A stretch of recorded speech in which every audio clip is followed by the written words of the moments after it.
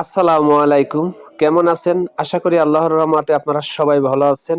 আলহামদুলিল্লাহ আমি খুব ভালো আছি। যে যেখান থেকে এই ভিডিও দেখবেন অবশ্যই কমেন্ট করে জানাবেন আপনি কোন জেলার থেকে দেখতেছেন আমার এই ভিডিও। তো অনেকেই ফোন দেন, ভাই আমি আপনার কাছ থেকে চারা নেব এবং আমি ক্ষেত পরিষ্কার করতে আছি। অথচ আপনি অন্য জায়গাতে চারা সংগ্রহ করেন। ভাই এতে কোনো আমার দুঃখ নাই। আমার দুঃখ এক জায়গায় দেই। আপনি কি লতিরাজ বাড়ির আজও চারা নিতেছেন? ভাই কপালের তিলে শুধু লতিরাজ বাড়ির এক না, আরো কয়েকটা জাত আছে। ঠিক আছে?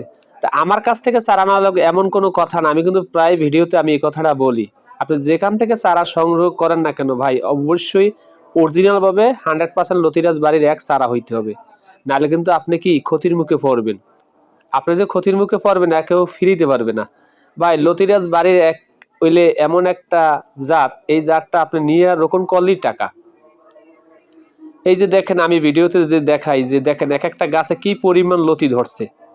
ঠিক আছে, এই লতি যদি আপনি ছিঁড়েন অবশ্যই বাজার নিলে কিন্তু নগদ টাটকা টাকা। এই জন্য বলি ভাই আপনি যার কাছ থেকে চারা সংগ্রহ করেন না কেন অবশ্যই 100% লতিরাজ বাড়ির এক চারা হইতে হবে।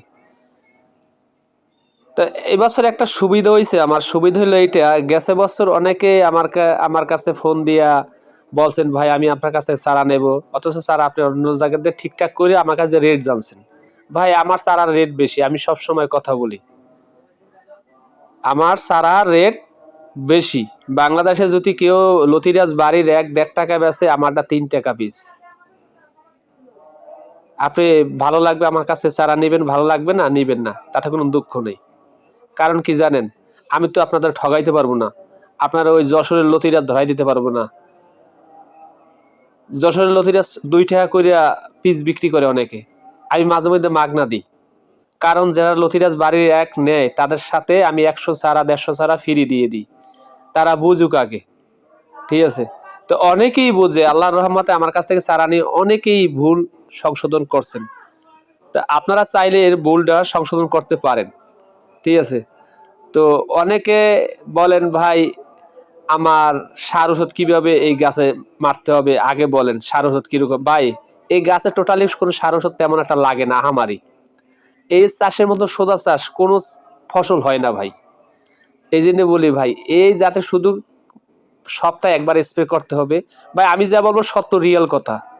আপনার যদি পছন্দ হয় আমার ভিডিও দেখবেন, পছন্দ না হয় একটা ডিসলাইক দিয়ে যাবেন, কোনো দুঃখ নাই। কিন্তু দুঃখ একটাই যে আপনি ভালো একটা পরামর্শ ভালো একটা মানুষের কাছ থেকে নিন। আমার কাছ থেকে নেওয়া লাগবে এমন কোনো, আমি ভাই ভালো মানুষ না। আমি এই পৃথিবীর বুকে সবচেয়ে জঘন্য একজন ব্যক্তি। তো এই পর্যন্ত রইল। আসসালামু আলাইকুম, আল্লাহ হাফেজ।